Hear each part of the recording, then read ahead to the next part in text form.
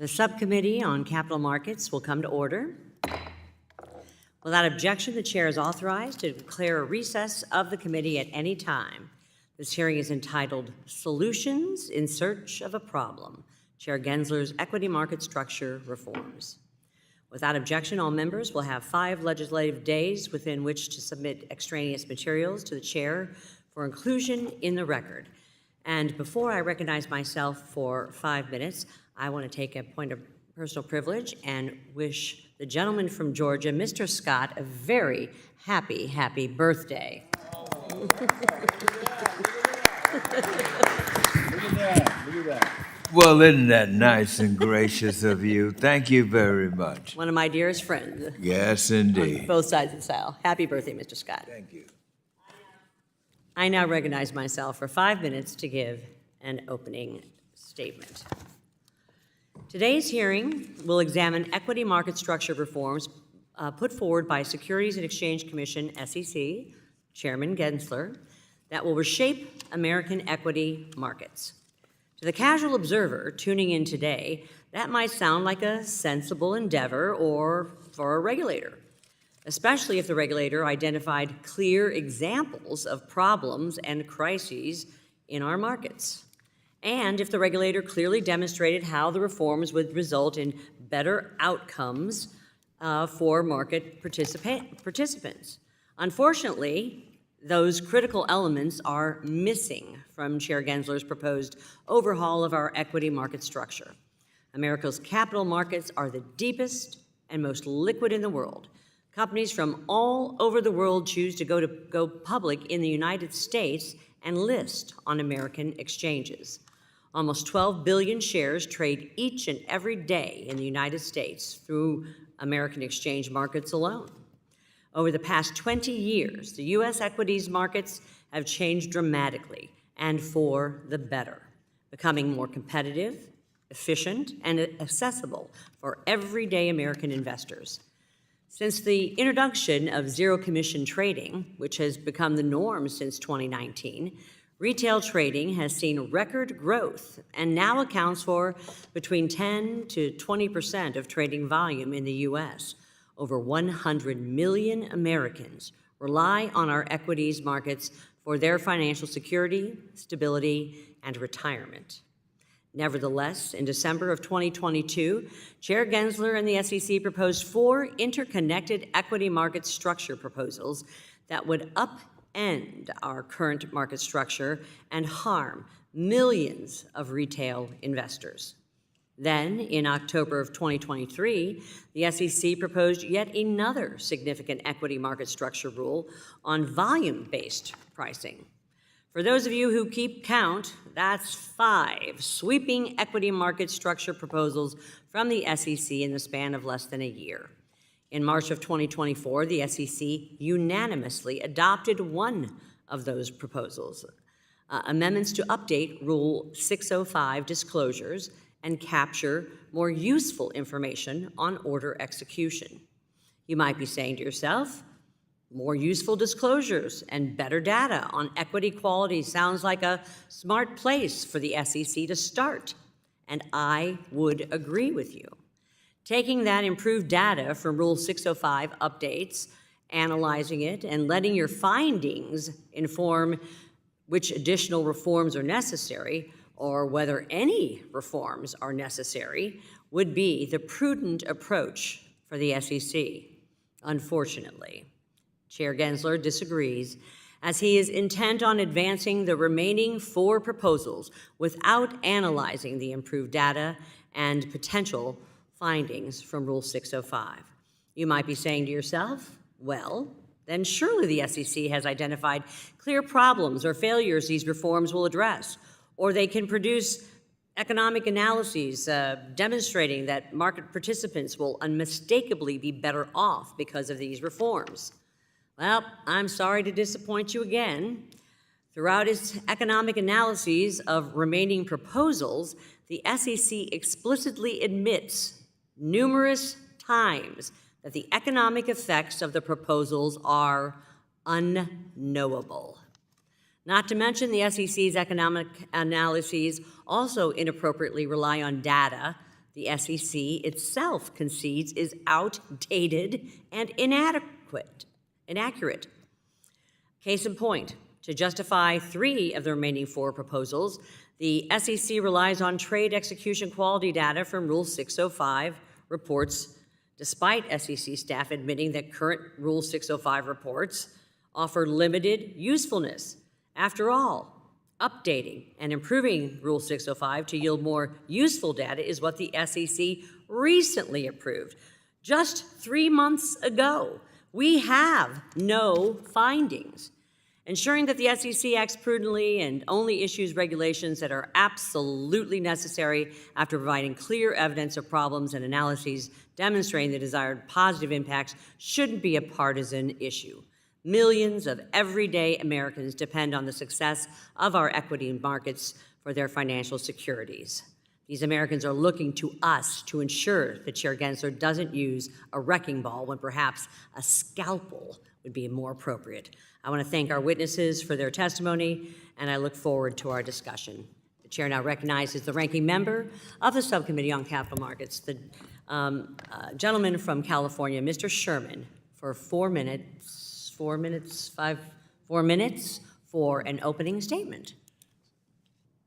We should mourn the Supreme Court's ruling of today that will make it much more difficult for the SEC to enforce the rules that keep our capital markets the safest in the world. This is the worst Supreme Court decision since yesterday, when the Supreme Court Supreme Court legalized corruption by saying that a mayor could give a $1 million contract and take $13,000 in cash, and that's just fine as long as you can't prove the quid pro quo. So I would advise corrupted officials around this country, simply don't put the quid pro quo in writing. You will be fine with this Supreme Court. I'm glad to see the SEC is doing its job. I've been here for 28 years and heard many hearings where they get criticized for not doing enough. They are discharging the mandates we've given them by statute, particularly Dodd-Frank. When it comes to our markets, there is the commission that you pay, and we tell investors, oh, 0 commission, and then there's the spread. Investors are not protected unless they're getting not just best execution, but the most enhanced best execution that they can get. The SEC has identified $1.5 billion per year that investors are losing because while they're getting something that's called best execution, in the securities world, it's not enhanced best execution. And I'd point out that being able to tell people that it's 0 cost when it isn't 0 cost is a way to encourage the gamification and day trading that is unfortunately part of our capital markets.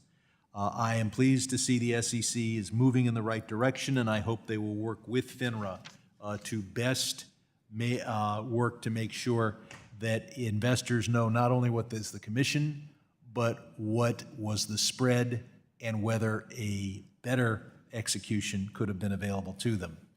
I'll point out that 90% of the retail orders are going to wholesalers. We should, as a government, do everything possible not to encourage the use of these wholesalers, because when instead that trade goes to an exchange, we get the public is informed. We have the consolidated audit trail, and this is critical to the effective capital markets.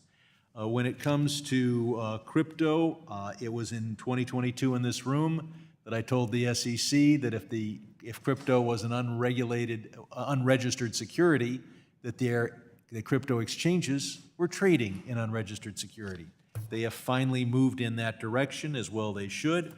Unfortunately, Congress, the House, moved in the wrong direction by passing FIT 21, which not only has an effect on the crypto world, but offers an opportunity to take traditional stocks and bonds and tokenize them and avoid the whole securities regulation process. It is the passage of FIT 21 that causes me to say something that I never say, which is thank God for the United States Senate.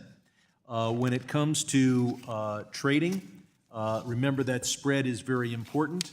The spreads that are available on big stocks like Apple and Amazon are roughly 1/10 what crypto traders are paying for Bitcoin and Ethereum.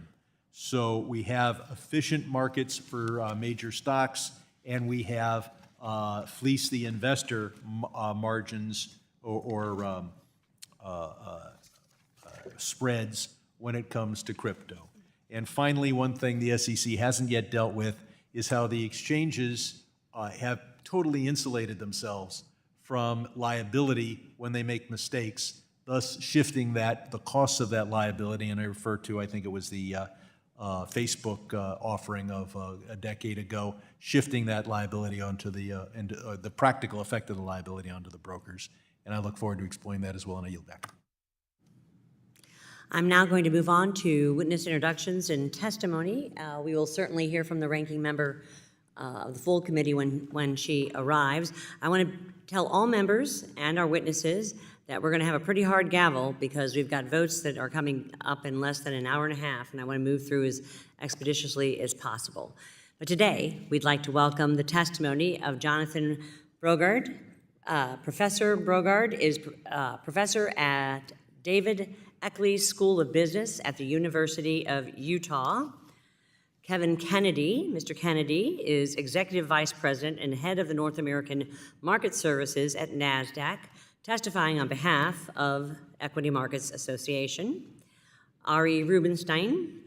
Mr. Rubenstein is co-founder and Chief Executive Officer of Global Trading Systems, GTS. Justin Schack. Mr. Schack is partner and head of market structure at Rosenblatt Securities. And then John Ramsay. Mr. Ramsay is Chief Market Policy Officer at IEX. We thank each of you for taking the time to be here. Each of you will be recognized for 5 minutes to give an oral presentation of your testimony. And without objection, each of your written statements will be made part of the record. Professor Brogaard, you are now recognized for 5 minutes for your remarks. Chair Wagner, Ranking Member Sherman, and distinguished members of the Capital Market Subcommittee. Thank you for this opportunity to come before you to discuss the SEC's proposed equity market structure reforms. It is an honor to be afforded this opportunity to testify today. I am deeply appreciative of this committee's work to safeguard our financial markets and economy. In this testimony, I hope to assist the subcommittee's deliberations into the SEC's proposed overhaul of equity market structure. The importance of this hearing cannot be overstated. The SEC's 4 market reform proposals seek to implement a dramatic transformation in the core infrastructure that underpins how securities are traded. It covers several key aspects, but perhaps most importantly, it seeks to reshape how everyday retailer investors experience securities trading. Our equity market is the global leader in terms of market liquidity, market quality, and efficiency. This status is not a given. Congress and the SEC, working alongside market participants, have invested in rulemaking and reform over decades that have introduced competition, broadened investor choice, and reduced the costs of trading for institutional and retail investors. For example, because of Reg NMS and Reg ATS, the market ecosystem has 16 exchanges and 30 trading systems that interact as a part of a dynamic and evolving ecosystem that is unparalleled. As such, any transformative reform project must be approached with caution and its costs and benefits be well understood. This is especially true for measures seeking to reshape the retail trading experience, as the proposed reforms seek to do in a major way. The SEC's proposed reforms directly target wholesalers, firms that provide brokerage firms access to a sophisticated and competitive system of handling investor orders. These proposals would require individual brokerage firms to internalize these activities. In my view, such an outcome could damage the quality and increase the cost of the retail investor experience. Wholesalers today enjoy economies of scale. They have accumulated experience and expertise. They are also well connected to infrastructure, capable of buying and managing data from across exchanges and other platforms, and subsequently deliver fast and reliable execution at low cost to investors. Importantly, brokerage firms regularly monitor the execution quality of the different wholesalers and reallocate order flow based on performance. This creates competition across wholesalers and aligns wholesalers' incentives with those of retail customers. The degree to which wholesalers compete with each other to offer improved execution quality should not be overlooked. Our equity markets are valued at over $40 trillion and represent 40% of global equity market capitalization. The U.S. equity market stands ahead of its competitors in powering efficient capital formation, risk management, and investor welfare. Over the last 2 decades, the U.S. equity market has radically transformed its market structure to deliver an extraordinary slate of economic gains across the board, supporting individuals in building their retirement accounts and expanding access to capital markets to a broad swath of the population. Of the 4 proposals the SEC set forth regarding equity market structure in December 2022, the amended Rule 605 proposal has been adopted. The amended Rule 605 mandates detailed public disclosure of order execution quality by market centers, representing a significant enhancement in the transparency and availability of stock trading practices. I applaud this move by the SEC. It will provide new and important data to academics, regulators, industry participants, and the public about how markets are functioning. As an academic, I'm excited to see what new insights we will be able to glean from this data that can be used to further understand and enhance our markets. Chair Wagner, Ranking Member Sherman, and distinguished members of the Capital Markets Subcommittee, the SEC has proposed an expensive and untested redesign of equity market structure without first demonstrating a viable and credible economic case for doing so. Ensuring healthy and diverse retail participation represents a delicate balancing act that regulators, policymakers, and market participants have succeeded in improving over time. Retail investors have never had it better. The discussion around retail market quality is focused around not dollars per share, not dimes per share. It's focused around pennies and sub-pennies per share. It is of the utmost importance that regulators do not enact rules that might reverse these gains. Thank you. Gentleman yields back. The chair now recognizes Mr. Kennedy for 5 minutes to give your oral remarks.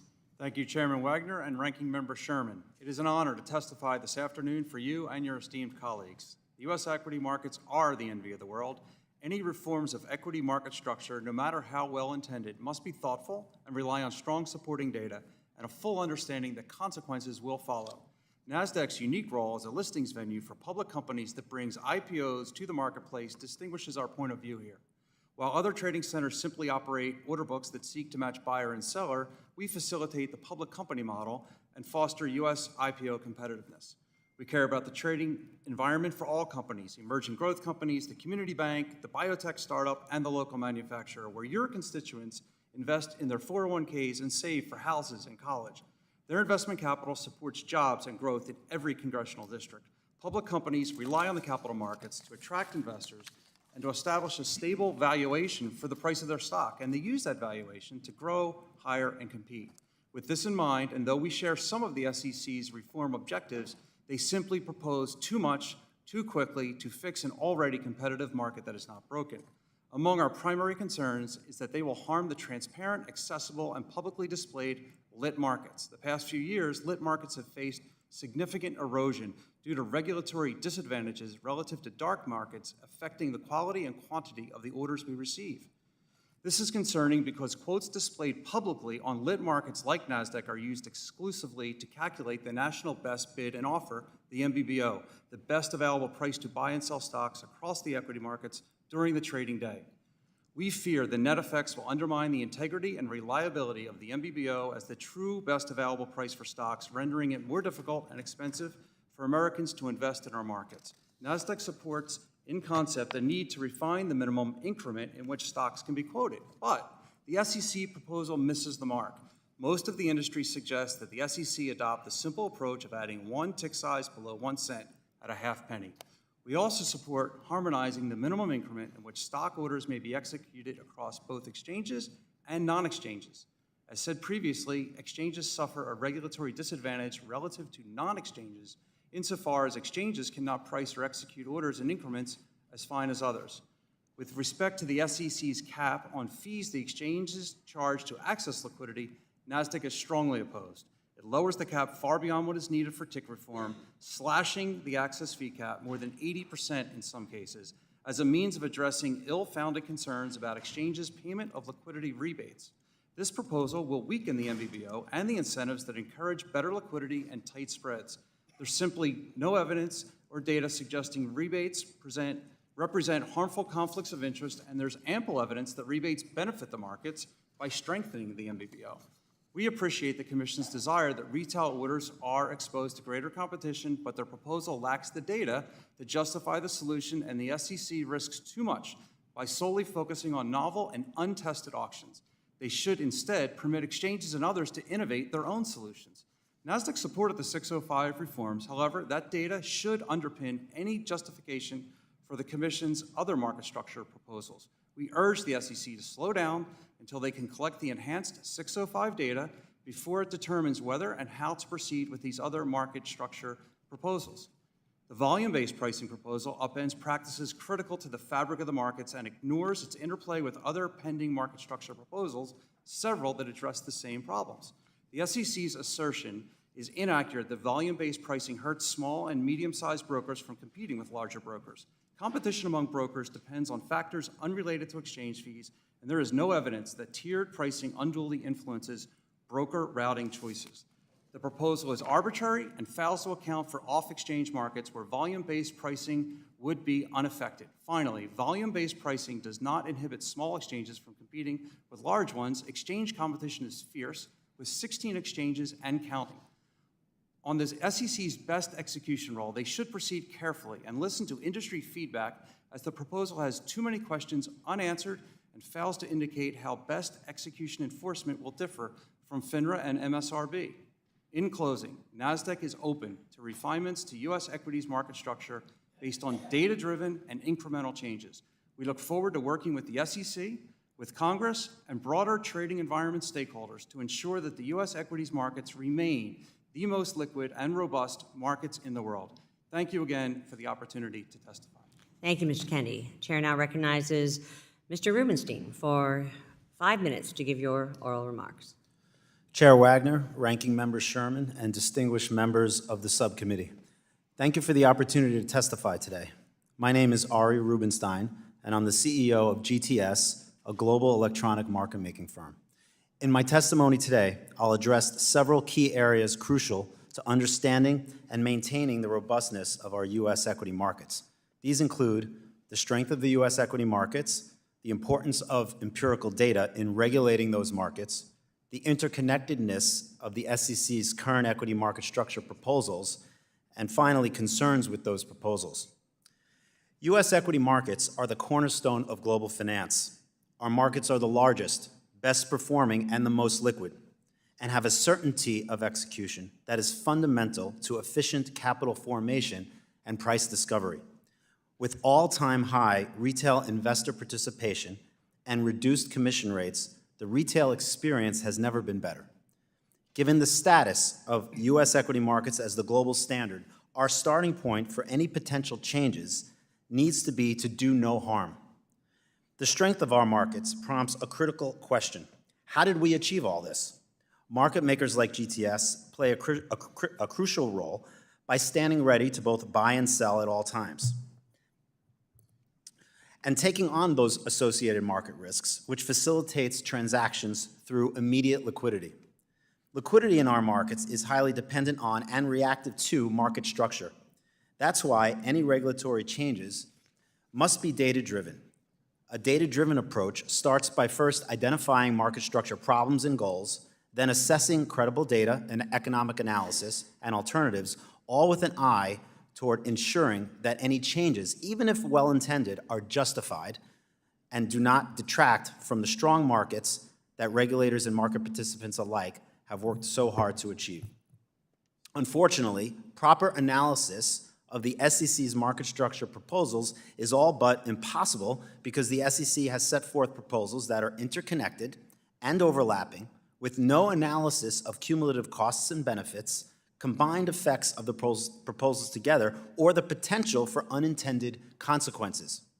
Without adequate evaluation of the cumulative effects of these proposals, any single proposal could significantly alter markets and incentive structures, potentially making additional rules unnecessary or changing the market dynamics that other proposals seek to address. Implementing these proposals hastily could have severe consequences for U.S. capital markets. Turning now to the SEC's Regulation NMS proposal aimed at modifying tick sizes. Despite some disagreement among stakeholders about how extensive any problem may be and the proposed solution, there is broad industry support behind advancing a more limited version of the proposal that aligns with our views of proceeding in a data-driven, incremental fashion. The SEC could proceed with adjusting the tick size to a half a penny for only those stocks determined to be tick-constrained, then engage in further analysis based on the effectiveness of this change before determining whether additional changes are justified. This SEC's order competition proposal, on the other hand, introduces significant uncertainties and operational complexities that present heightened potential risks to market stability. While the potential impact to liquidity provision and execution quality are concerning, the operational complexities its mandated auctions would entail are hard to overstate. Given these factors, the order competition proposal presents a substantial risk to markets as an untested and experimental solution to an unproven problem. Finally, the SEC's best execution proposal would establish for the first time a commission-level best execution standard for broker-dealers. Best execution is not a new concept in the securities markets, and much of the proposal appears to be redundant and overlapping with existing obligations.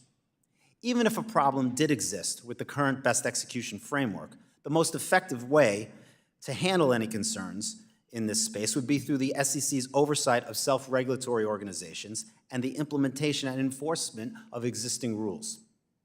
Just as a doctor would never treat an undiagnosed patient, market structure changes should be approached with careful analysis and precision.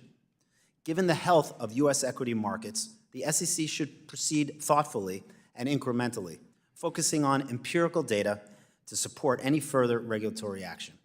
Thank you for your attention, and I look forward to your questions and any further discussions on the topic. Thank you, Mr. Rubenstein. Ms. Schack, you are now recognized for 5 minutes to give your oral remarks. Chair Wagner, Ranking Member Sherman, honorable members of the subcommittee, good afternoon.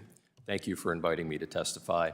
My name is Justin Schack, and I'm partner and head of market structure at Rosenblatt Securities.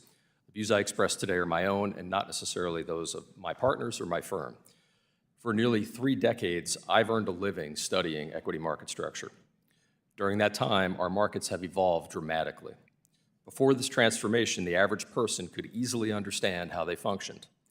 Trading mostly was manual, slow, and inefficient. Member-owned marketplaces dominated trading, shunning improvements that could have bettered end-user outcomes. Investors paid bid-ask spreads as wide as 25 cents per share on actively traded stocks.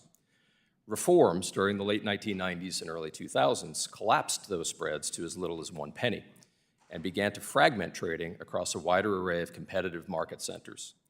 This proved painful for many intermediaries, but opened opportunities for others, all while putting more money in end investors' pockets. But the reforms also had vast unintended consequences. Wall Street responded to them in ways that policymakers did not anticipate, necessitating even more regulation. As a result of that long evolutionary cycle, the average person today cannot easily understand how markets work.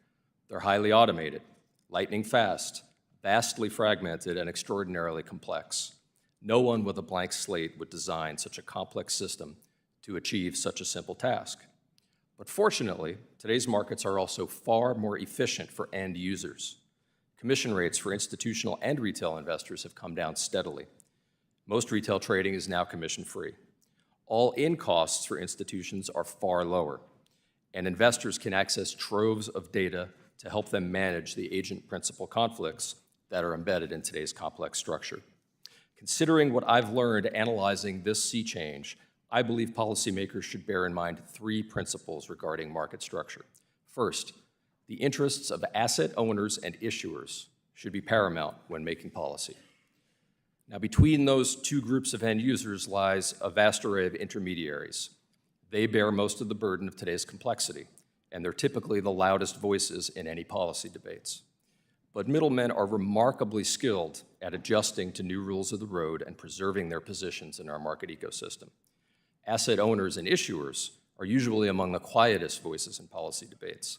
They have much at stake, but often are preoccupied with jobs, families, maximizing shareholder value.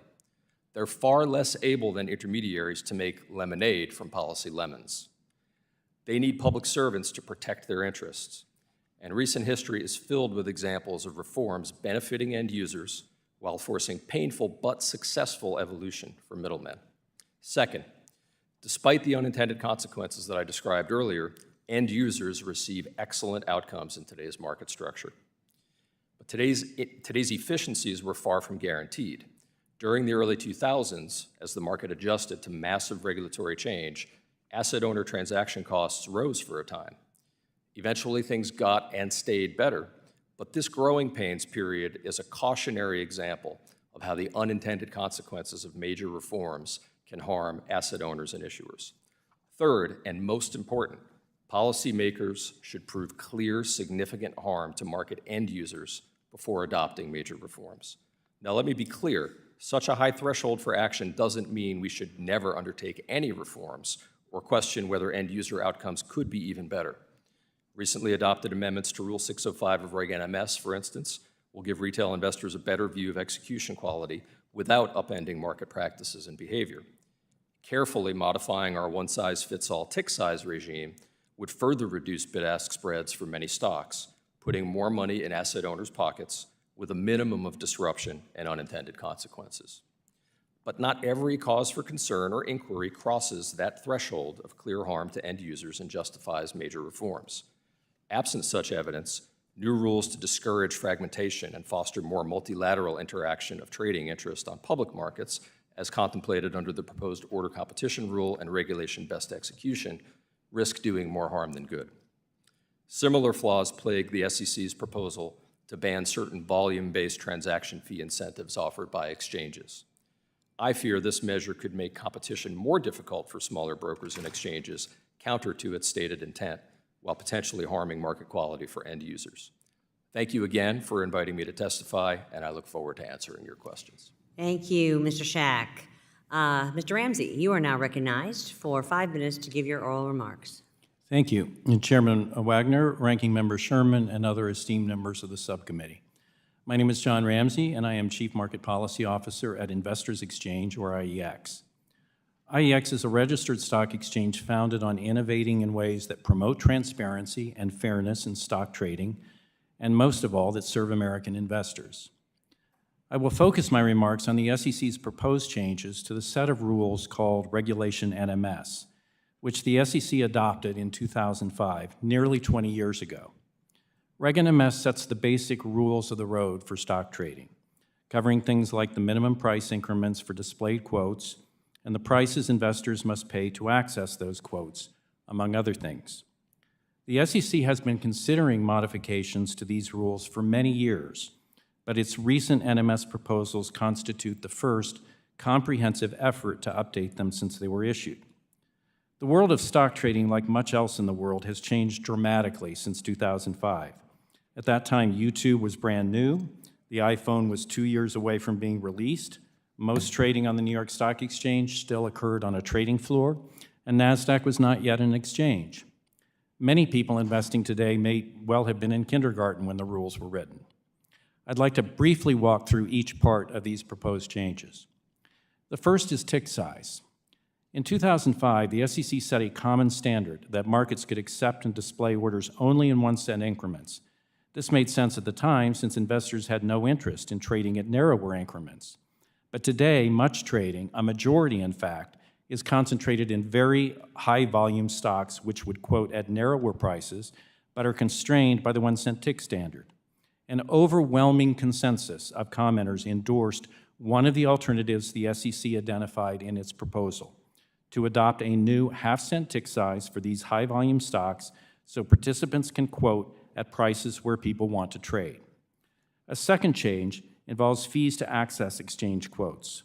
Reg NMS prohibited traders from trading through the price of displayed quotes, which gave exchanges unusual pricing power.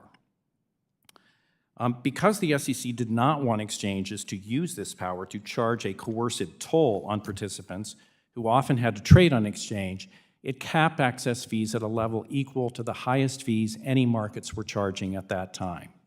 Today, most exchanges continue to charge this maximum fee, even though technology has made trading much more efficient, and markets without displayed quotes charge much less to access liquidity. As a result, investors are paying billions in excess toll fees, exactly what the SEC had tried to avoid. To address this problem, the Commission proposed to substantially reduce the access fee cap for all listed stocks to a level that better matches competitive market prices. This proposal, too, has received broad support, especially from asset managers and pension funds who hold many trillions of dollars for American investors.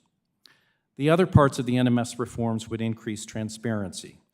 One would require that exchanges set their transaction prices so the amount of the fee charged or rebate paid for a trade is known at the time of the trade, which, believe it or not, is usually not possible to know today. That would improve visibility and give investors a better ability to reclaim rebates that are paid out on their accounts. The other improvement would fast-track the implementation of changes ordered under Chairman Clayton's tenure. This relates to the fact that the best prices shown are almost always based on quotes for at least 100 shares, which is an age-old convention. But today, a majority of trades are in smaller odd lots.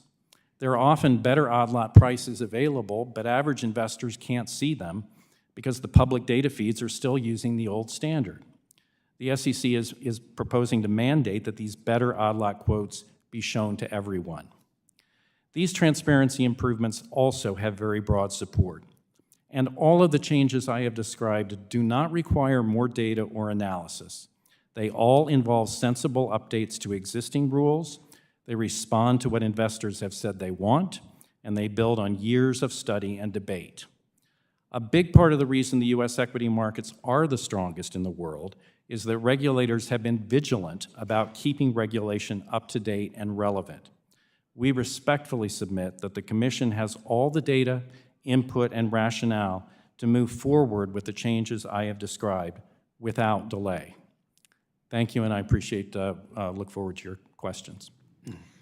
Thank you, Mr. Ramsay, and I thank all of our witnesses for their testimony. We'll now turn to member questions, and I recognize myself for 5 minutes for questioning. Professor Brogaard, yesterday I and other Republican members of this subcommittee sent a letter to Chair Gensler requesting that the SEC delay finalizing any remaining equity market structure proposals until after the new Rule 605 amendments are fully implemented. This would allow the new Rule 605 data to be collected and properly analyzed. Considering the importance of our equity markets, do you, sir, agree with us that the SEC should base any equity market structure reforms on the most up-to-date and relevant market data? Thank you for that question, Chair Wagner. Yes, I would wholeheartedly agree that we need accurate, up-to-date information to make informed decisions about what other market structure changes we may want to consider. And considering that the tick size proposal, the best execution proposal, and the order competition proposal all reference old Rule 605 data in their economic analyses, do you believe that the new Rule 605 data will change the economic baseline of these rules? Yes, I do. There's several changes to the new Rule 605 or amended 605 data that would enhance the cost-benefit analysis for these other proposed rules. And what are the dangers of basing major reforms on stale, inadequate data? I think you might end up with the wrong conclusion. I couldn't agree more. Mr. Rubenstein, the SEC acknowledges in its best execution proposal that, if adopted, this regulation could actually result in increased costs and commissions for retail investors, when today these investors enjoy commission-free trading. Do you think it is in retail customers' best interest to pay more for services that they getting for free today? Thank you, Chair Wagner, for that question. Absolutely not. We should strive and continue to strive to make investing democratic, inexpensive, and as accessible as possible to as many Americans as we can. Mr. Kennedy, we can't help but notice a concerning trend involving Chair Gensler and the SEC. Under his leadership, the SEC will adopt a controversial, sweeping rulemaking. Industry groups will sue the SEC and challenge the rulemaking in court, and in several instances, the courts have struck down the rulemaking in question. These days, seemingly, each new adopted rulemaking triggers this series of events. In your opinion, has Chair Gensler done a disservice to the SEC as an institution by normalizing getting sued over and over again and losing, most of the time, yet again today in the Supreme Court, questionable rulemakings? So I think they're doing their job in the way they know how, but they're not listening to us. They're not going through the same historic process that we've gone through for decades when we've made great changes through these markets. Everyone here today, Chairman Wagner, said we operate the best markets in the world, yet the SEC is not putting us in a position to sit back and make small incremental changes that are data-driven, where we can analyze the data. Instead, they're jumping ahead and getting to a result, and I think the heading of this panel is best. It is they're finding a solution for a problem that may not exist. Thank you, Mr. Kennedy. Mr. Schack, one of the constant themes in your writings to the SEC is that the SEC appears to rely too much on theory and not enough on hard data as to practical benefits or costs. Do you believe at least certain elements of the SEC's equity market reform proposals rely on unproven expectations on how a rule might work? Thank you. I should say first, I think, as Mr. Kennedy said, the people at the SEC are hardworking public servants. They're trying to get to the right answers, and I think they do a good job overall, but there definitely is some of that in the proposals that we're talking about today, and I think the volume-based transaction fee proposal is probably the best example of that. It envisions this world in which things will get better for smaller brokers competitively, they'll get better for smaller exchanges competitively, and I can envision some scenarios in which the exact opposite would happen. If you think about small brokers particularly, we're one of them. We access markets through larger brokers, and we do that for lots of reasons that have nothing to do with fees. We would continue to do that if the proposal went into effect, and we might actually come off worse for it if our pricing went up. Thank you, Mr. Schack. The chair now recognizes the gentleman from New York, Mr. Meeks, for 5 minutes for questioning. Thank you, Madam Chair. I want to thank each of our witnesses for being here today to discuss the SEC's equity market structure reforms. I believe that our capital markets are the envy of the world for a reason. They are highly liquid, efficient, and regulated. And as the industry modernizes, I believe that the duty of the SEC to consistently and prudently examine how the plumbing is working in order to identify reasonable updates and reforms. And as part of that, the public comment period is incredibly important too. So with that, last February, the SEC received a comment letter on its equity market structure proposals from the National Association of Security Professionals, whose purpose is to support increased opportunities for securities professionals of color and fair access to investors who have traditionally been shut out of the markets.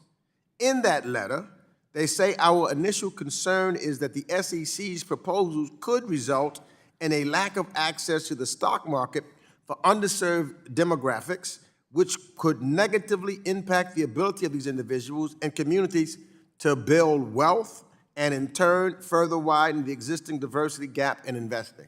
So first I turn to you, Professor Brogaard, because you're the economist and academician. Based on your research, do you believe that the SEC's proposal could result in a lack of access to the stock market for underserved communities, especially those in communities of color? Because it's shown, some of this research, that more people in low and moderate incomes are now investing in the stock market. Thank you for that question, Congressman Meeks.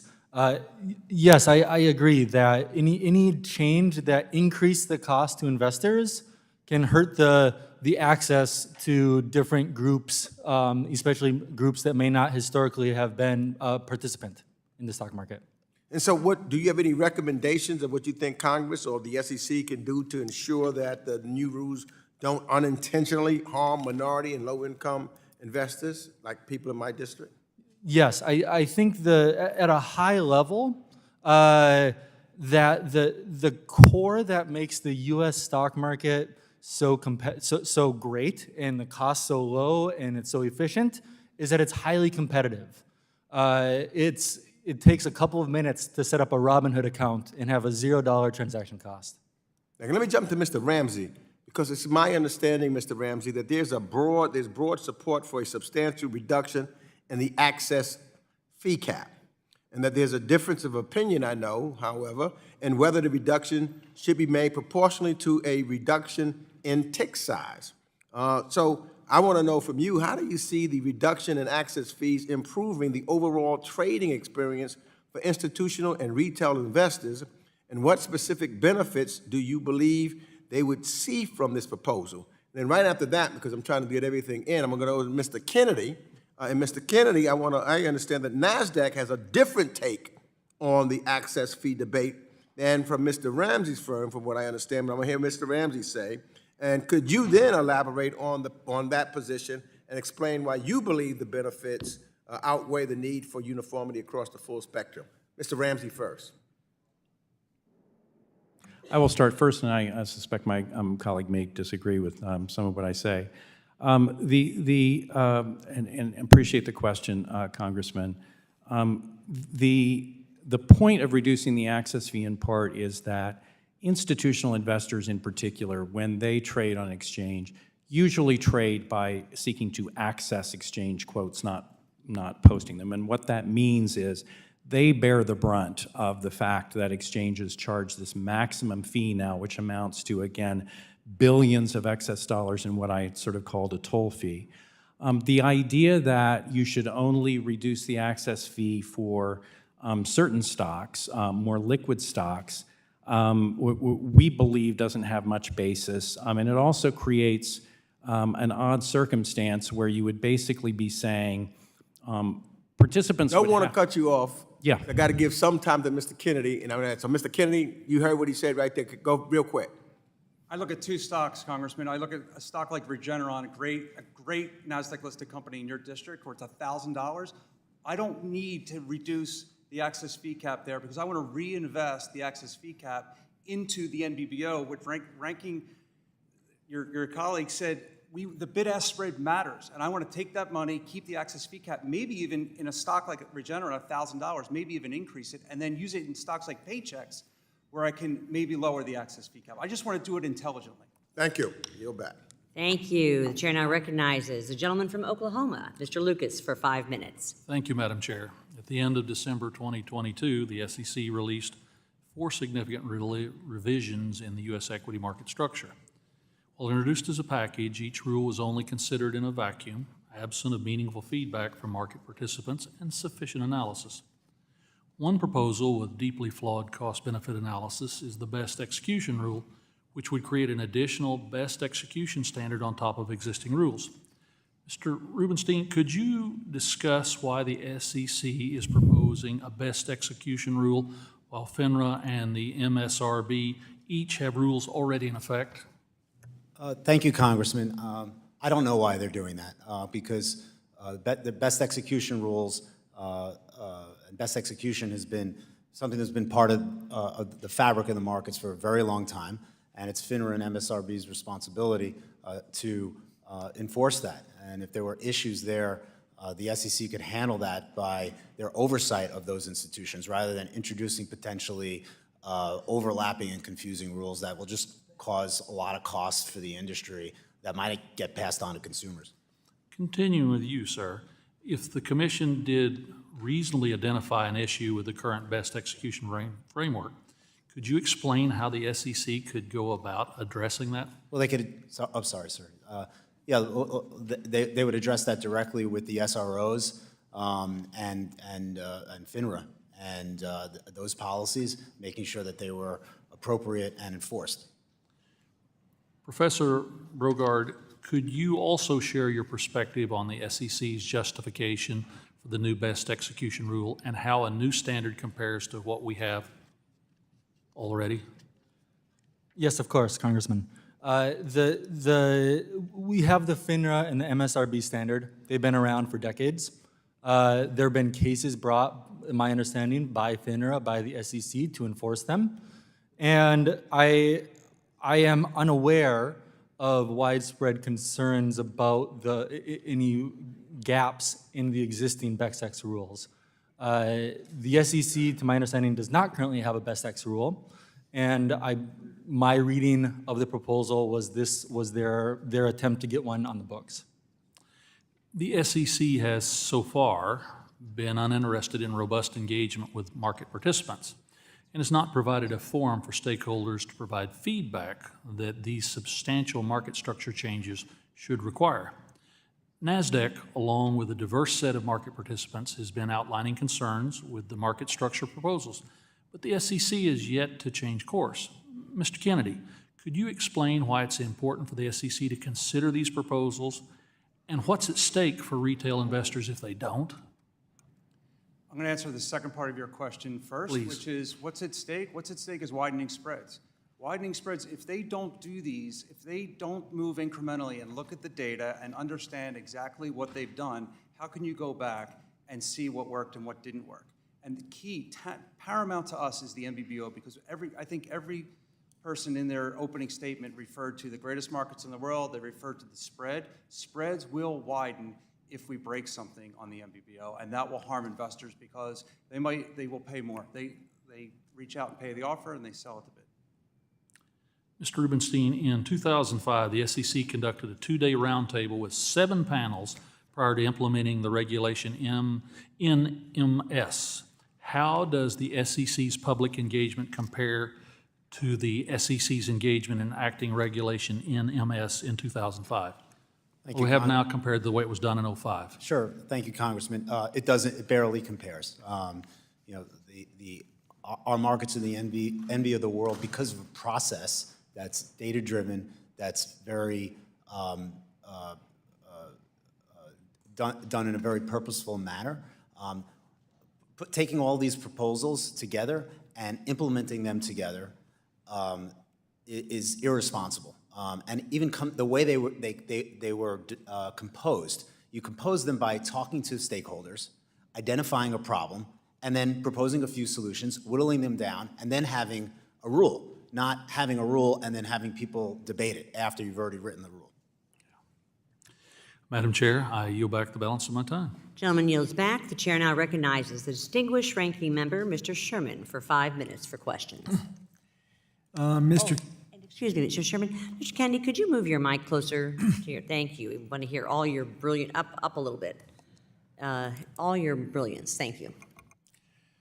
So, Mr. Kennedy, I alluded in my opening statement to the situation where an exchange can have a technical glitch and investors can lose tens of millions, hundreds of millions of dollars.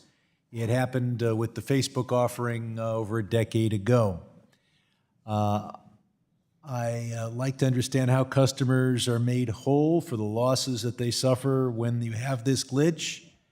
Could you describe how the exchanges contribute to paying those investors when the glitch occurs under the current rules? Absolutely. First, what we do, nothing is more important to us than the resiliency of the markets. And I think we all try not to take it for granted, but we at Nasdaq and our fellow exchanges that I'm representing today invest constantly in the resiliency, 24/7, teams working around the clock. But that said, Congressman, things happen. And we understand that those things happen. We have a very transparent rule set where we're able, through the SEC, to give back what we call accommodations when we are at fault to the best that we can. And we also will file... If I can interrupt, you do have a $250,000 limit on your liability that was created by the exchanges themselves. I can understand why you couldn't have unlimited liability. You might go bankrupt. That would be terrible for the entire country. But it occurs to me that you should be able to get insurance that would cover more than $250,000. Because when I say $250,000, that isn't $250,000 per investor. That's $250,000 for everybody who bought Facebook. Could you get insurance that would allow you to have some limit that would be much higher than $250,000 for the whole country? I would have to get that answer from my team, my legal team. I just don't know, and I don't want to suppose. But as you know, the markets are extremely intertwined, which is why we're here today, to talk about the interconnectivity of those markets. I do want to move on to another question. Broker-dealers registered with the SEC and FINRA undergo examinations by both agencies, although FINRA's are more frequent. Presumably, if this best execution were adopted, SEC examiners would review broker-dealers for compliance with the SEC's best execution regulation, while FINRA examiners would be reviewing for FINRA Rule 5310, covering the same material. Professor Brogaard, would broker-dealers be required to have separate compliance programs to meet these two different best execution obligations? Thank you for that question, Ranking Member Sherman. I am not a compliance expert. The SEC's best execution rules seem to be stricter than FINRA's. It is unclear how the two organizations would deal with that conflict, given that FINRA is a SRO and SEC is a government regulator. Should FINRA simply repeal their regulation and say, as long as you live with the SEC regulation, you're fine with us? Or should we have two separate regulations in that area? I would think it would make more sense to have one uniform regulation. Mr. Ramsay, we've seen this Supreme Court decision that creates a big federal jury case about every SEC enforcement effort. What effect is that going to have on the ability for us to rely on our capital markets being the envy of the world? And I realize you haven't had time to read the decision. I have not, and I'm certain I'm not enough of a legal expert to give you a definitive answer. I would say that certainly the SEC has relied on ALJs for a lot of cases now. I think they have increasingly been relying on the courts. I'm sure there are cases where it would make their job more difficult and increase the burden of catching wrongdoing, but beyond that, it's hard for me to tell you how much of an impact it how might would have. allow trading in sub-penny increments benefit retail investors in pension funds? Yes, I think that's very critical. And I note that several of my colleagues, even though they said that they were concerned about not moving ahead, suggested that moving ahead to half-cent ticks could be helpful. The important thing is that it means that prices can then trade where people want to trade, and that means that the bid-offer spread, which is so important because it defines every other pricing metric that people use in the market, it means that those prices more accurately reflect the prices that investors can then get. So it's basically more money in the pockets of investors because the prices that define what they can actually achieve are better. Gentleman's time's expired. The chair now recognizes the gentleman from Texas, Mr. Sessions. Madam Chairman, 5 thank you minutes. very much. Mr. Rubenstein, I'm going to push my remarks to you, so I want to give you a heads up. Our young chairwoman, when she began, wanting to talk about market retail investors facing problems. One of those is directly what this hearing is centered on, and that is regarding tick sizes. And GTS, Global Trading Systems, has a letter to the SEC advocates for studying data and processing incrementally with a proposal as data is collected rather than relying on a theory. We sent, many of us on this committee and subcommittee, sent a letter to the SEC that's probably dated perhaps yesterday to perhaps today. Page 2 of that letter said, if adopted, referring to the proposal that the SEC has, in its current form would induce significant and unwarranted complexity in today's efficient market structure that could increase operational risk and create investor confusion, undermining our constituents' confidence and ability to participate in equity markets. It also would limit investors' opportunities for price improvement by mandating the trading increment at which stocks trade. My real question to you is, what more do we need to say to the SEC? It seems like that the market-based people have provided their feedback. It seems like that we as members of Congress have provided this. We are here asking you, and our chairman did, how can we make sure that the retail investors facing problems have fewer of these problems? What more do we need to do with the SEC? Because we struggle with them. Thank you, Congressman. Well, I would agree. I mean, the retail investor experience has never been better, and a lot of the folks up here, have echoed the same. Let's go back to the last time the SEC was messing with tick sizes. They wanted to widen ticks 10 years ago. Now they want to narrow the ticks. And then 10 years ago, there were folks who thought that that wasn't a good idea, folks who thought that that was a good idea. They were trying to increase the amount of liquidity that's visible at every price point. So let's see what happened. They had a pilot, which was great, a nice, slow experiment with the markets. They analyzed the data and turned out they were wrong, that it actually made trading worse.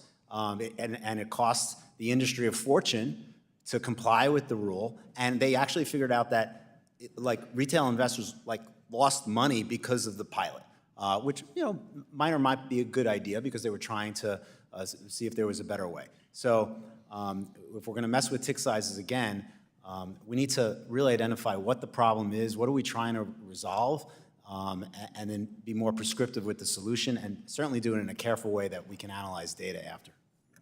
I find that when the SEC and perhaps others in government agencies get involved, it adds cost, time, complexity, money.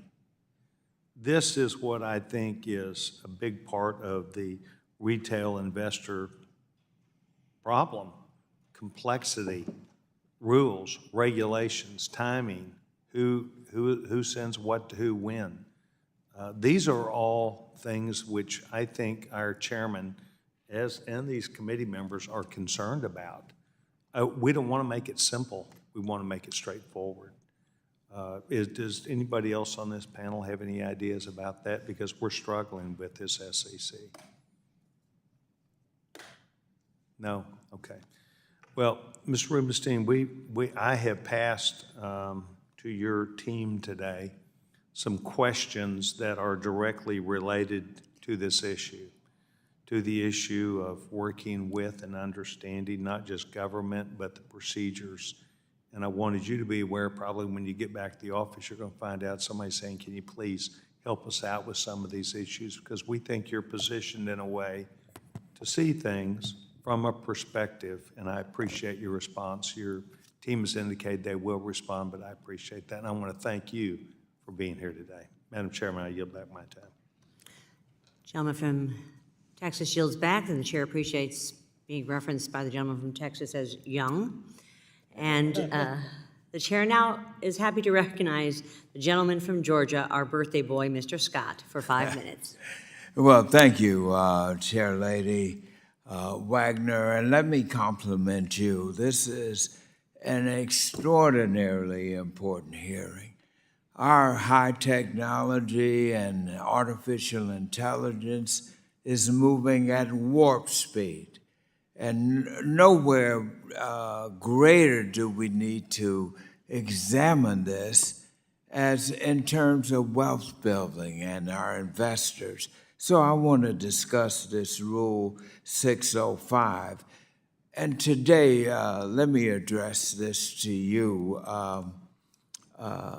Mr. Ramsay. We're moving at warp speed, but back in 2002, the number of available trading venues included only 9 registered exchanges. And today, just 22 years later, we got 16 exchanges, 33 automated trading systems, and more than 220 other venues where orders can be executed. And this is showing just how fast our equity markets are evolving, but we're not keeping at it. So I want to talk about this Rule 605, see how we can quality examine these executions. What is the likelihood, Mr. Ramsay, that retail investors will take the time and, first of all, even understand and review and take actions on this data provided in the reports with these recent changes? I appreciate the question, Congressman Scott. And I'd like to make a point about Rule 605 because I think there's a misperception about that. Rule 605 was never designed for the purpose of generating data that would then determine whether any other market structure changes need to be made.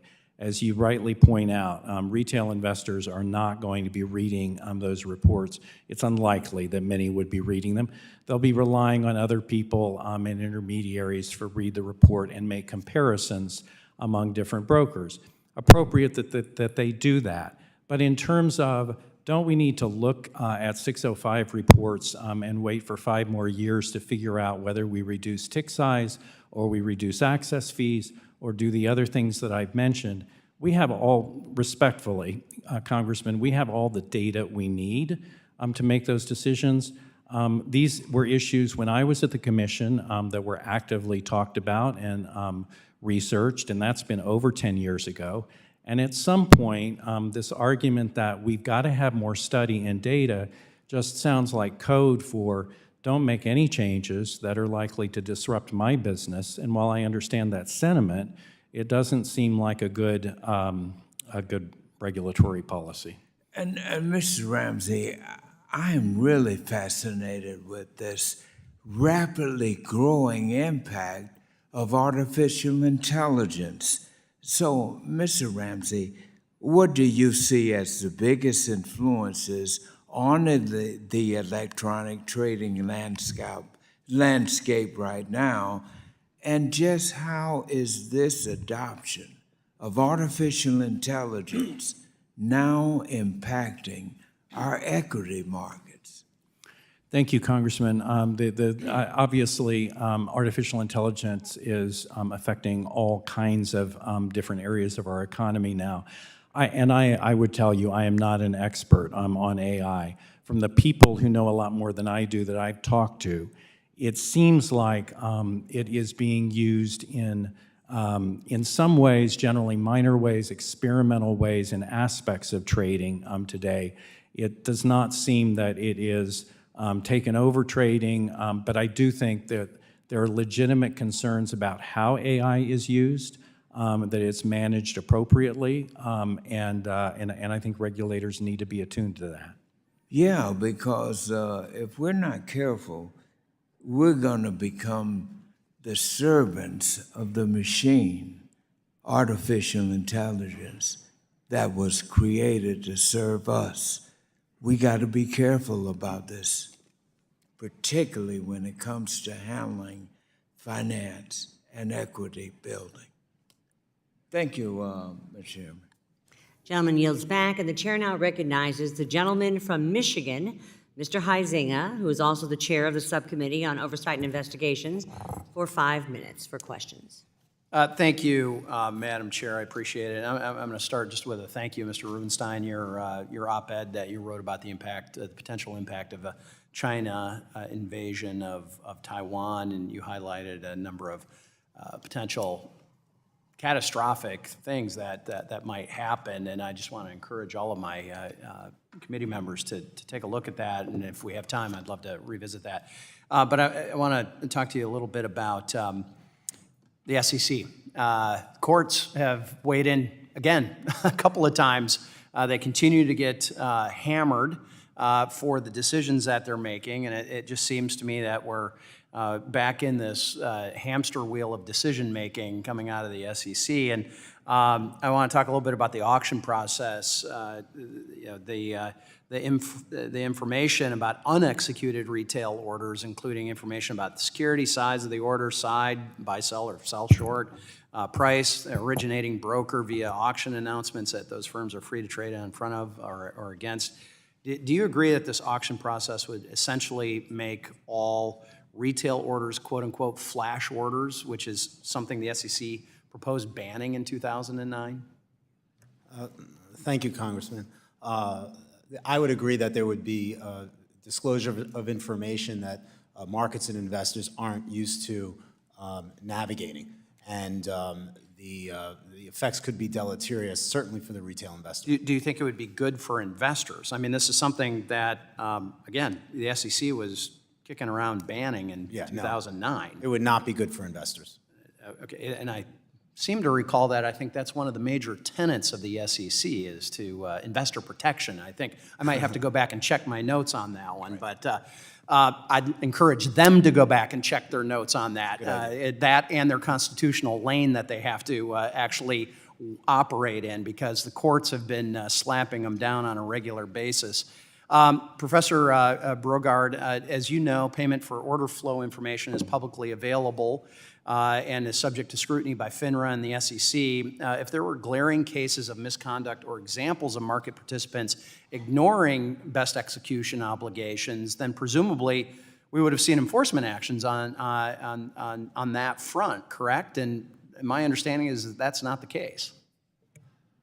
That is correct. The payment for order flow information is currently required to be disclosed, and I couldn't tell you of an instance where there's been an action based off the payment for order flow. And is there any academic research to say that payment for order flow is hurting or isn't hurting the average retail investor? There's a reasonable amount of research on payment for order flow, and I would say the overwhelming consensus is it is positive to at worst neutral for the end investor. Okay, sounds like protecting the investor again. All right, would you explain why certain research demonstrates the current process where wholesalers pay broker-dealers for trade actually may help those investors? I'll try to do that in a minute and 30 seconds. Or less, since I've got one more question, but go ahead. Okay, yes, I think it's specialization. Wholesalers are experts at what they do, and what they do is take retail orders and search for the best available price along with other characteristics that are important to retail investors and help brokers execute those trades. Okay, well done on that, by the way. Mr. Kennedy, my colleagues have brought up tick size and talked a little bit about that. The SEC's proposal estimated over half of NMS securities are tick constrained. I'd love for you to expound on what in the hell is a tick constraint? And then by contrast, SIBO concluded that 67 symbols out of their 10,125 securities actually were tick constrained, whatever that might mean. So take a few moments and illuminate us, please. So in 39 seconds, what I will do is I'll tell you tick constrained is no place left for price improvement. So 8 cents bid offered at 9 cents. Where do you trade? So this is why we support some evolution there. But back to what the SIBO does, I can't really speak to that, but I think the important thing to do is if they think there are 67 tick constrained stocks and the SEC thinks there are thousands, this is exactly why we need more public disclosure and more comments to get to why we're here today. Yeah, well, and Nasdaq's comment letter also notes that the Commission's own analysis of the tick size pilot does not support the conclusions drawn in the proposal. So my time is up, but it seems to me we need uniform definitions and determination to move ahead, and that is not what's happening. So with that, I yield back, Madam Gentleman Chair. yields back. The chair now recognizes the gentleman from California, Mr. Vargas, for 5 minutes for question. Thank you very much, Madam Chair and Ranking Member.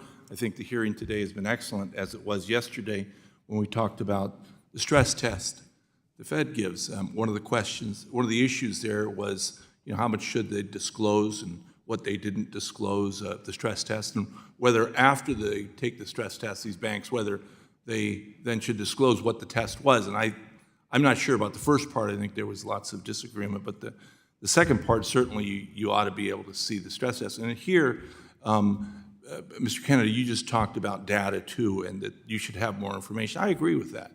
I mean, I do agree. So this part of the data I think is important for me. A couple of you have had the chance today to talk about free trades. The trades are free. And no one took the bait. Said trades are inexpensive. Are they free? Anyone like to comment on that? Yes, Mr. Kennedy, go ahead. You can. Sure, I didn't know if you're asking someone. Well, I can ask, it's to anybody. Commissions are free. I wouldn't say trades are free. I'd answer the question as commissions are free.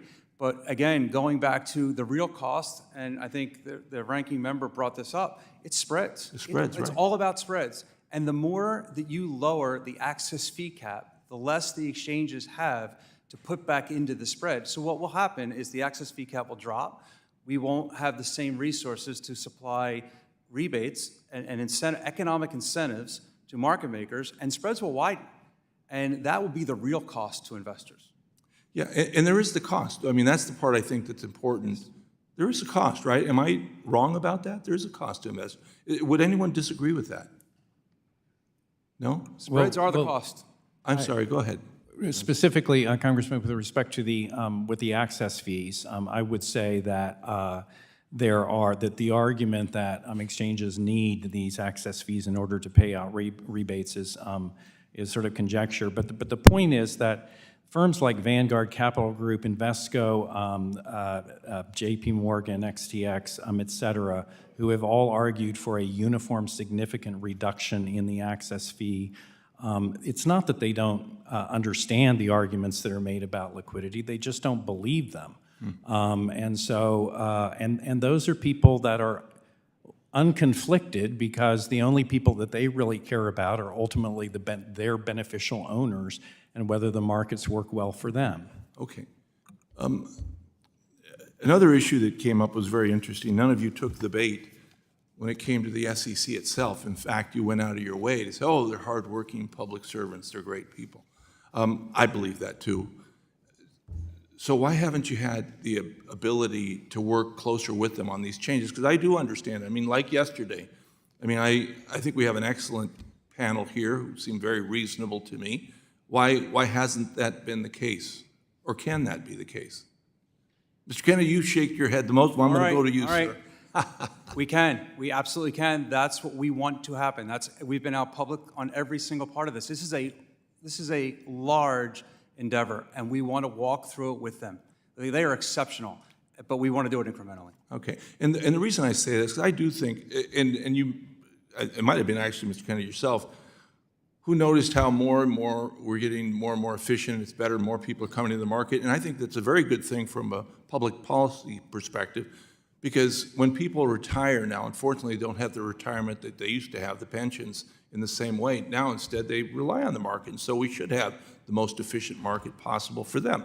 The companies don't do this, so more and more it's the market, so I think this is important, and I appreciate that, and I wish that we could get you guys together.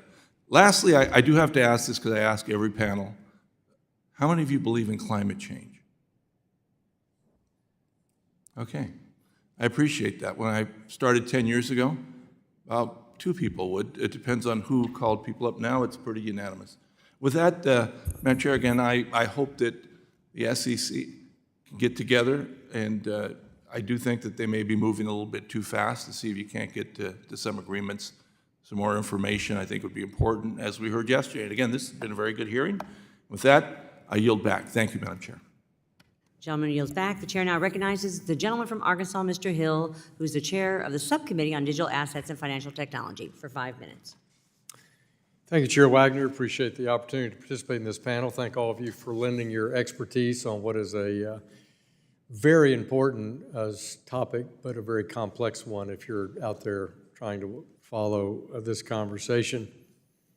And because it is complicated, it could lead to uncertainty depending on how these rules are implemented and if they're implemented all at one time, which is why I've said from the very beginning we should get the Rule 605 data about equity market structure first, get it thoroughly vetted, make sure we have consensus around that, because it's the first time since 2000, so 24 years that we have a new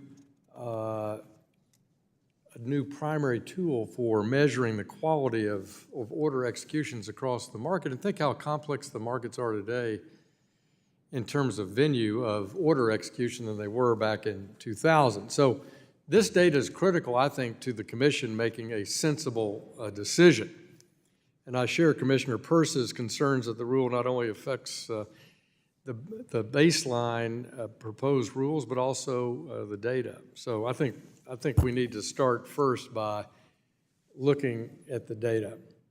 I think it's negligent, really, to go forward with all 4 rules simultaneously being implemented without that kind of clarity around the data. We've waited 24 years for an improvement in this tool, and we have it, so let's use it. And therefore, I think these rules are very much the cart before the horse. Congressman Foster of Illinois, my friend on the other side of the aisle, and I share that view, and we wrote the Commission Chairman Gensler last September, 16 Democrats, 16 Republicans, saying, let's get a handle on the data, report it, check the transparency, look at how these market structure reforms would interact with each other before we move forward. And I was pleased to sign Chairman Wagner's letter with the same point. So first, let me ask each of you this question.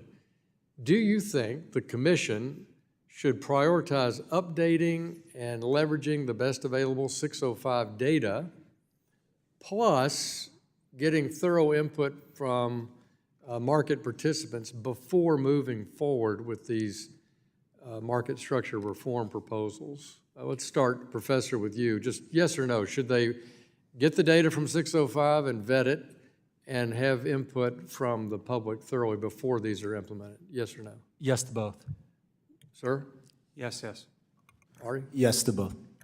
Sorry, I'll give you a more complicated answer. I don't think that's necessary for tick size reform. I also think the other 2, order competition rule and Best X, shouldn't go forward anyway because the At all, pretty SEC good. has Okay, it that's in its fine. case. We take complicated answers, that's okay. Yes, sir. Congressman, as I indicated, I don't think that 605 data is needed to make intelligent decisions about tick size and access fees and the other aspects of the Reg NMS reform. Well, we've got some distinctions there, some nuance. I think that's helpful. But what do you think, Mr. Ramsay, about I don't hear any consensus, for example, that payment for order flow, the elimination of it, is good for retail investors. You're arguing apparently it is, huh? Respectfully, Congressman, I haven't offered a view about payment for order flow. Well, it's one of the proposals here. We're either for the proposals or we're not against it. Are you so for I'm that one going forward? Congressman, I'm specifically speaking to the Reg NMS proposals. Okay. I think that payment for order flow remains controversial.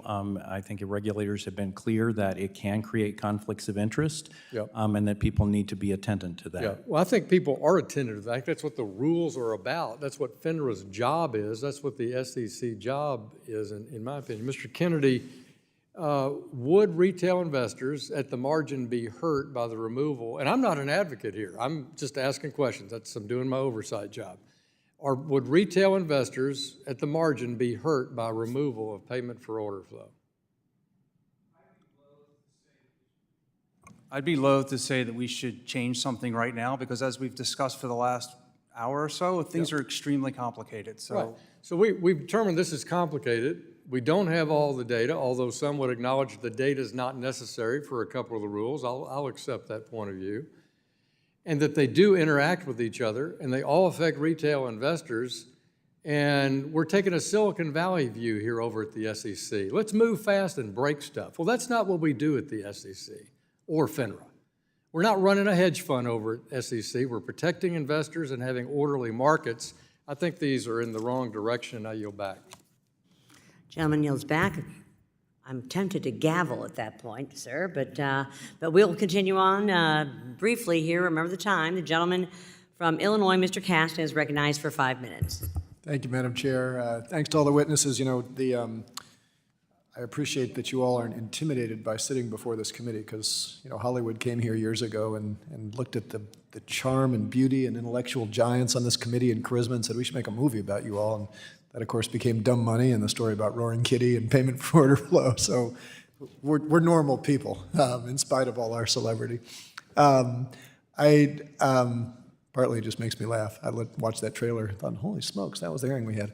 But also because I want to dig into this payment for order flow a little bit issue, and I want to focus on you, Mr. Schack, because I think you said in an interview recently that under payment for order flow, brokers face a choice, rebates for themselves or price improvement for their customers, and it's obvious what's in the customer's best interest. Mr. Rubenstein, I think, had suggested earlier, and I don't want to misquote you, that these rules essentially are already in law, and this is redundant with existing rules. But my understanding is that the current rules require you to disclose, either when you open an account or if a customer requests, that you have a PFOF agreement, but doesn't actually require you to disclose whether that's a best execution. Do you want to just elaborate on how, Mr. Schack, how the new rules differ from the existing standard, to clarify that point? I'm not sure I completely understand what you mean by the new rules regarding payment for order flow, sir. I'm sorry. So the new proposed rules, my understanding is that those don't just require you to disclose that you have a PFOF agreement, but also have to document how that is consistent with a best ex obligation. Yes, I believe it's regulation best execution that would require brokers who accept payment for order flow to jump through additional hoops when they're executing orders subject to that payment. So when in Mr. Huizenga's exchange with Mr. Brogaard, when he said there's been no enforcement actions of violation, the only rule that people could have violated is if they failed to disclose that they had an agreement, not that they failed to disclose that they were actually meeting best executions, correct? I'm not expert enough on how that rule has been or could be enforced to give you a definitive answer to that question. I know there have been many enforcement actions brought throughout the years on retail execution. Whether they pertain to payment for order flow or not, I'm sorry, I don't have that at my fingertips. Okay. Well, I mean, I asked this because when we were having those hearings about GameStop and Roaring Kitty and all the rest of that, we had Robinhood in here, and Robinhood told us that 100% of their options trades were routed to brokers that they had PFOF agreements with. And they were not in violation of those rules because they disclosed that they had the agreement. But I've never quite understood how the failure to send any trade to anybody you don't have a PFOF agreement with can ever satisfy that you knew that was the best execution. Would you agree with that? Yeah, I mean, I think the existence of payment for order flow in and of itself is not evidence of not achieving best execution. I think, as some of the other witnesses have said, first of all, what I'd say is that not every broker accepts payment for order flow. I happen to be a customer of one of those brokers, so I don't trade very often, but when I do, my broker does not receive payment for order flow. The other thing I would say is that even if there is payment for order flow involved, the wholesalers that make those payments to the brokers usually provide a better price than the quoted bid-ask spread, sometimes significantly so. Is it a perfect system? I don't know. Could things be better? Sure, I'm willing to explore that always, but I just don't think there's enough evidence out there that end investors or end users of the markets are being harmed by this enough to justify a wholesale rewriting of the market structure. Okay, and when you say usually, I'm certainly not suggesting that all PFOF is bad, but the new best X rules would simply require that you demonstrate why in this particular case that was an advantage, right? It's my understanding, and particularly from talking to other market participants, we don't handle retail orders, but in talking to those who do, I am under the impression that some of those brokers would have to substantially change their business models. Right now, retail brokers essentially use wholesalers as an easy button. They outsource execution. They would have to take on board a lot of those capabilities, which are quite expensive to maintain, and requiring them to do that could have, as I talked about in my written testimony, my oral testimony, unintended consequences that may differ from the way people think they're going to work out. Okay. About out of time. Yield back. Thank you. Gentleman yields back. Chair recognizes the gentleman from Wisconsin, Mr. Stile, for 5 minutes. Thank you very much, Ms. Chair. Mr. Kennedy, I'm going to start with you. I'm going to actually follow up to where the previous conversation was, because I think a lot of retail investors benefit from the market structure in place today. Low, no commission trades and quality execution have become standard across platforms. For me, it's a little bit hard to see a case for the sweeping, disruptive regulatory overhaul that could harm retail investors. In Nasdaq's comment letter to the SEC, it included the following quote: "In certain cases, such as access fee caps, tick sizes, and order competition, the specific means that the SEC proposes to achieve its objectives need to be recalibrated to avoid collateral harm to markets and to investors." Briefly, can you just explain what that collateral damage is? Yeah, thank you. One of the things that is, again, just paramount to the way we looked at all of these changes were what will it do to the MBBO? Because I think we've all agreed the spread is the cost. It's not the zero commission. It is the spread. And if the spread changes, that's where the cost to investors are. We have incredible momentum with retail investors right now. The education and the democratization has never been better. And if we don't move incrementally and understand the data-driven approach, review the data, get continued feedback, we will break something. Thank you. So to follow up, Professor Brogaard, if I can, speaking of the collateral harm to investors, some of the feedback you provided in a comment letter when you weighed in on the SEC best execution and order competition rules proposal, you wrote, quote, "The SEC's economic analysis fails to consider the underlying reasons why the current market structure performs as well as it does for retail investors, and that the significant likelihood that drastically altering the current structure will result in worse, not better, execution quality." Question, what is it about the current market structure that benefits retail investors, and how would the proposal endanger that? If you could just comment on that very briefly. Thank you for the question, Congressman Steele. I would say that retail investors are benefiting from a high degree of competition. They have over a dozen exchanges to trade at, 30-plus ATSs to trade at. It's a highly competitive market. Perfect. So highly competitive market, it makes it attractive in particular for people to list on Nasdaq and other U.S. exchanges. Come back to you if I can, Mr. Kennedy. It's a competitive market, and it shouldn't be taken for granted that the United States will always be a world leader for listings globally. And so in particular, having that competitive market that Professor Brogaard just talked about, does the SEC proposal put our competitive position at risk in your opinion? In my opinion, yes, it does, because when you make these changes that cause uncertainty, we know that markets, A, don't like uncertainty, and B, corporate issuers that we deal with in and out every day, they want a stable price to be able to raise capital in their own issues. I think that's a really important point here as we look at global competitiveness. The concerns that the SEC would put us at a global disadvantage or not allow us to maintain our market-leading position is something that this committee should spend time thinking about. I want to shift gears pretty significantly here, if I can, with you, Mr. Rubenstein. Talk about the geopolitical risks to our markets. You wrote a really interesting op-ed in May titled, "Are the markets ready if China invades Taiwan?" I thought it was a quite interesting article. In the piece, you talked about the risk to our markets posed by Chinese aggression towards Taiwan.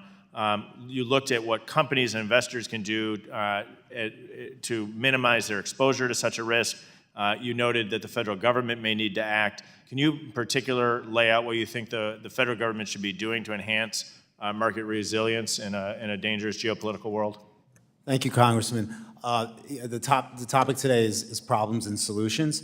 And on the morning that Russia invaded Ukraine, we were responsible for opening a third of the New York Stock Exchange and tens of thousands of securities. And what was confusing to us is we didn't know if we could trade some of these securities, the interconnectedness of the markets. A lot of these securities are part of ETFs now, and it was very complicated. China and the U.S. Trade together 77 times more than the Russia and U.S. And that morning, the markets went down a few significantly more. Significantly more. So there isn't a lot of dialogue between government and industry, specifically the financial industry, about where bright lines would be and how we need to manage all that volatility. And fortunately, there is a bill that Representative Lukemeyer and Torres put forward that would put that responsibility to MSOC to create a advisory committee. In summary, we should be looking at it. We should be looking at that. That's far more important than all of these rules here. Cognizant of the time, I'm going to yield back. Thank you. Thank you. Gentleman yields back. Chair now recognizes the gentleman from North Carolina, Mr. Nichol, for 5 minutes. Thank you, Chair Wagner. Thank you, Ranking Member Sherman. Very glad to see you as part of the Seersucker Caucus today. And to our witnesses, thanks so much. I'm very concerned about Gary Gensler's proposed equity market structure rules. They could dramatically change how the stock market functions and jeopardize commission-free trading that working families rely on to save for their retirement. I'm very concerned about any proposals that would increase the cost of retirement for my constituents. I join many of my colleagues in signing Congressman Foster and Congressman Hill's letter to Chair Gensler expressing concern about the SEC's approach to the equity market structure proposals. We point out that Rule 605 requires data to be collected on how well trades are executed, which the SEC itself has admitted needs to be updated. However, the Commission partially relied on this faulty data to justify its regulation best execution proposal. Given the recent updates to Rule 605, which I support, that aim to enhance the data collected by broker-dealers, I believe it's imperative that the SEC refrain from making hasty decisions until the new data is available to assess the necessity of their best execution rule. Our bipartisan letter stated this, and I hope that Chair Gensler takes this seriously. Professor Brogaard, first question to you. Do you agree that the SEC should reassess the conclusions about execution quality made in the proposal to adopt regulation best execution after it has access to the updated and expanded Rule 605 data? Yes, I do. Mr. Brogaard, you're an expert on best execution. Some say that this new SEC proposal is necessary, and others say it will actually lead to worse outcomes for retail investors. Can you please briefly summarize what you found in your study about whether the proposed rule is necessary and would be a net positive or net negative for retail investors? Yes, of course.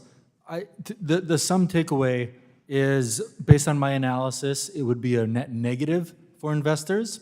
The high-level reasons for that are that right now we have wholesalers who are highly efficient and compete against each other to take retail orders and route them to the best execution. And with the new best execution proposal, the ability for brokers to rely on wholesalers is called into question. Thanks. And we're heading off to votes here. So last question to you, Mr. Rubenstein. We had a National Security Subcommittee hearing earlier today in this room on competition with China. As we consider both the incredible strength of our capital markets and the ever-changing global challenges they face, what do you believe is the #1 threat to our capital markets today, and what changes or reforms do you recommend to enhance market resiliency and address these challenges? Thank you, Congressman. Well, we certainly shouldn't do anything that would harm the markets and implement a lot of proposals, experimental proposals, all at once, and that's been a big topic. But separately, there needs to be a lot of dialogue between government and people in the markets responsible for the markets on how we would react to big geopolitical events like what we talked about if there was an invasion of Taiwan and the markets moved very, very precipitously. And that dialogue hasn't been happening, and I hope it starts happening so that we can all be prepared and make sure that the impacts are as muted as possible. Thanks. Madam Chair, or Mr. Chair, in the interest of having everyone make it back for votes, I yield back. Appreciate that. Gentleman yields. I now recognize myself for 5 minutes. Thank you all very much for being here this afternoon. Yes, Mr. Chairman. The SEC, under its current leadership, many believe prioritizes ideological goals over industry-informed regulations that truly serve the needs of investors and other stakeholders in financial markets. It seems to make sense for a U.S. regulatory framework that would align with the realities of modern finance and not hinder our nation's ability to innovate and lead. That's why comment periods are essential, to hear feedback from the public and to be more informed about our markets. The SEC rules we're examining, rather than fortifying our markets, appear to undermine them by introducing complexities before gathering the relevant market data. This committee has emphasized again and again and again how short comment periods and rapid rulemaking do, in fact, push activities off our exchanges or unnecessarily constrain market dynamics. So, Mr. Kennedy, in December, I led a letter along with other Republicans on the subcommittee opposing the SEC's volume-based pricing prohibition rule. The SEC claimed this rule would somehow encourage competition on the exchange. I can't follow that logic. Do you think this would happen, or would the rule minimize competition, forcing activity off the exchanges? Banning volume tiers, which are ubiquitous in our economy, is just counterintuitive to me. I don't get it. It will not help our markets in any way, shape, or form. Mr. Schack has already addressed in his comments how mid-tier brokers, small brokers benefit from the complete services that are offered from volume tiers. It's not just pricing. It's never been about pricing. And I think what you'll see is if volume tiers were to dissipate, the cost would just go up for investors, again, widening the MBBO. And perhaps particularly on U.S. exchanges, competition on the international basis. Would you agree? Yes, I agree. Okay. So, Professor Brogaard, yesterday I led a letter to the SEC urging the withdrawal and reproposing of the tick size rule. We did discuss much of this earlier. Tick size is below a penny for volume-constrained stocks. Just if you could elaborate a little bit more, why is this important for this rule to be withdrawn and reproposed? Yes, thank you, Congressman. Getting the tick size right is important because it sets a lot of how the market dynamics play out.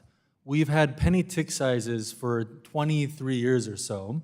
I don't think they're, in the academic literature, smaller tick sizes are generally better, but there's a limit, there's an optimal. And you can have too small of a tick size, which leads to other complications. The SEC's proposal seems to be moving too fast, too soon. Very good, thank you, I agree.